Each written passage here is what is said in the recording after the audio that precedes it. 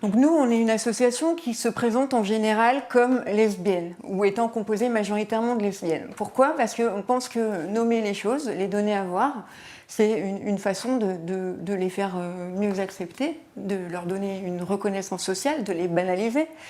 Voilà, donc on se présente comme lesbienne. Ceci dit, l'association n'est pas du tout fermée aux femmes hétérosexuelles. On accueille aussi des personnes trans qui viennent jouer au foot avec nous parce qu'elles ont subi des discriminations dans des cadres entre guillemets normaux, c'est-à-dire plus hétérosexuels.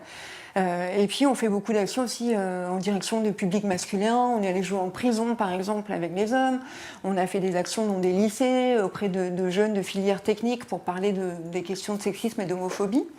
Donc dans le cadre de notre pratique sportive, c'est vrai que bien souvent ce qui nous pèse le plus, ou en tout cas ce qui pose un problème vis-à-vis des gens qu'on rencontre, c'est tout simplement le fait des filles qui jouent au foot.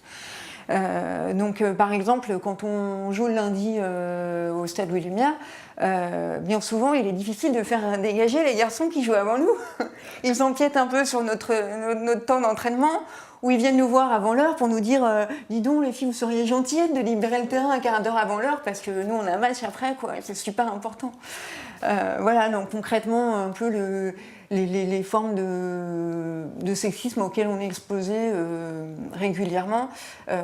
Parfois c'est un peu plus grave. Une fois on a été victime d'une agression avec des jeunes qui nous ont balancé des bouteilles d'eau tandis qu'on jouait sur notre terrain d'entraînement.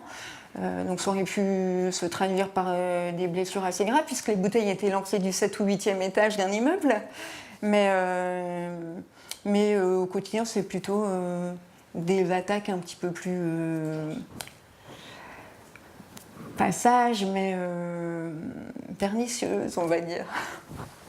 Le projet qu'on a présenté à la SNCF a pour but de permettre la rencontre avec différents publics et qui, comme nous, sont victimes de préjugés, de stigmatisation sociale, parfois de violence ou de discrimination.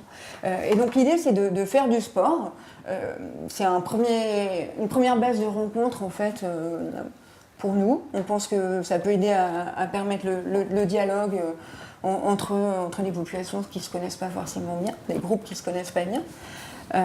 Et donc, au terme des matchs, il y aura une rencontre qui permettra de discuter du vécu des discriminations, d'échanger sur nos points de vue, peut-être de remettre en cause nos préjugés, parce que nous, les dégommeuses aussi, on n'est pas exemples de certaines représentations sociales. Et donc, l'idée, c'est aussi de travailler sur nos propres représentations et d'avancer ensemble pour vivre un peu mieux collectivement et remettre en question nos préjugés.